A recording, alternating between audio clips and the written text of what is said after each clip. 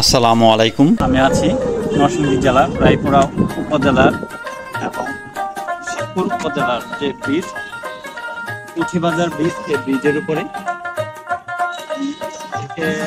আপনাদেরকে অনেক ভিডিও দিয়েছি এই ব্রিজের পুঁথিবাজারে। আজকে নতুন করে একটি ভিডিও দেখব এই পুঁথিবাজার ব্রিজ এবং পুঁথিবাজারের।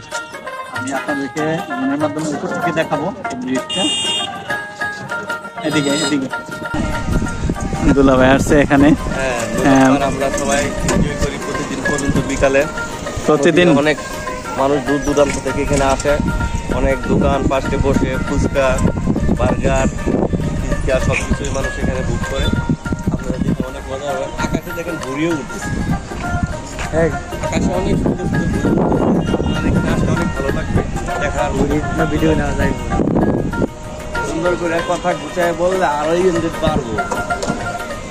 এই যে একটা নৌকা আসতেছে,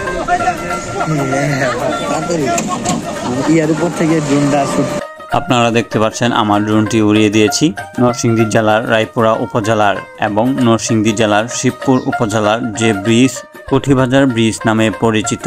এই ব্রিজটা আপনারা দেখতে পাচ্ছেন ড্রোনের মাধ্যমে উপর থেকে আপনাদেরকে দেখাচ্ছি।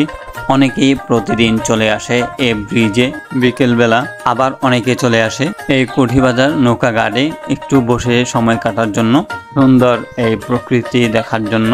আপনারা দেখতে পাচ্ছেন অনেকেই বসে আছে এই পুঁথিবাজার নৌকা ঘাটে। এইরকম ভাবে প্রতিদিন অনেক মানুষ চলে আসে এই পুঁথিবাজার ঘাটে। আবার অনেকেই চলে আসে এখানে জালমুড়ি ফুচকা খাওয়ার জন্য।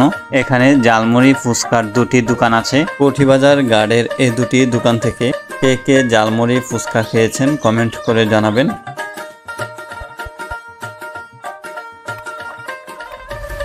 ব্রিজের উত্তর পাশে রায়পুরা উপজেলার আদিয়াবাদ ইউনিয়নের আদিয়াবাদ গ্রাম। আদিয়াবাদ গ্রামটি অনেক বড়। আদিয়াবাদ উত্তরপাড়া আপনারা দেখতে পাচ্ছেন, আপনাদেরকে ড্রোনের মাধ্যমে উপর থেকে দেখাচ্ছি।